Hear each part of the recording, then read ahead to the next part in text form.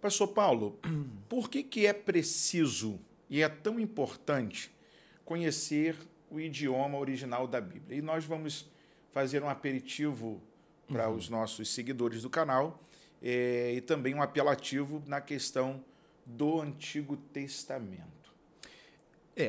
A priori, quando você tem uma obra escrita, é óbvio o autor ele está pensando em atingir um público-alvo, né? Então, quando você escreve uma obra, você escreve num determinado idioma e esse idioma, obviamente, ele é carregado de ideias.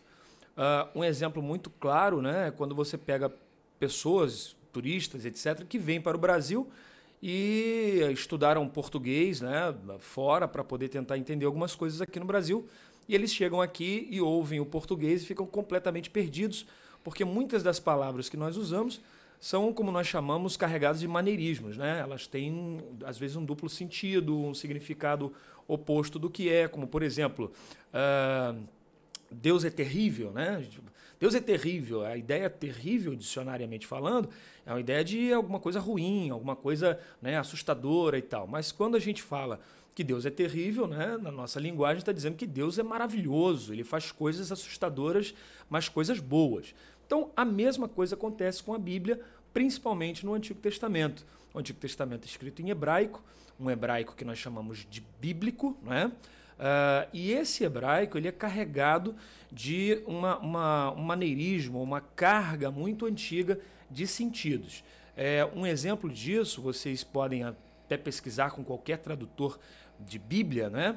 É o livro de Isaías. Isaías é um livro muito difícil de ser traduzido, pois ele é carregado de expressões da época, né, de Isaías, como se fossem assim.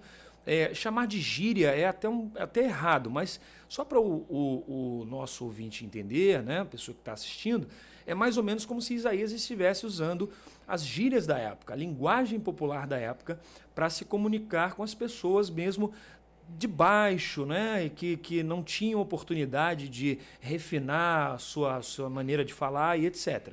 Então, muitas dessas expressões se perderam, né, nós não temos noção. Uma outra situação que acontece, para concluir essa ideia, é quando a gente vai para os salmos, por exemplo. Os salmos têm muitas palavras que não têm tradução e as pessoas traduzem mais ou menos como entendem. A palavra aravote, por exemplo, quando aparece no Salmo 68, né, falando do céu de Deus, na verdade aquela palavra é uma das palavras usadas na Bíblia do Antigo Testamento para falar dos céus que estão dentro do Antigo Testamento. E nós sabemos, né, no Novo Testamento, o apóstolo Paulo fala de 3 céus. Mas na cultura e na Bíblia do Antigo Testamento são 7 céus. São 7 palavras distintas para falar de céu. Isso quer mostrar que existem lugares, regiões, onde moram determinados anjos, onde moram determinadas hostes celestes.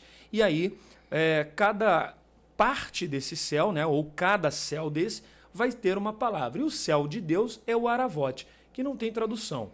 Uma outra questão, uma última palavra, é a palavra Shinã.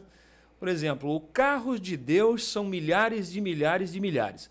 A palavra usada ali é Shinã, que não quer dizer milhares de milhares, ela não tem tradução. Você pega os melhores dicionários, né, o Schockel, que é um dos melhores dicionários em português, né, da editora Paulus, e você vai ver lá que não há uma tradução fechada para essa palavra. Por quê? Porque, na verdade, ela é um acróstico.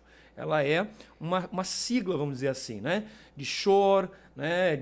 Enfim, né? Não vamos entrar em detalhes, né? Que quer dizer vários animais que compõem a carruagem de Deus, que na verdade são os querubins, os serafins e etc. E, por último, a palavra amém, que a gente tanto traduz como assim seja, que na verdade também é um acróstico que quer dizer El Meler Neeman, né? Então, se a pessoa não conhece o idioma, não conhece a raiz de onde veio, ele fica superficial, ele fica uma pessoa que não consegue extrair realmente todo o sentimento que o autor quis passar no texto.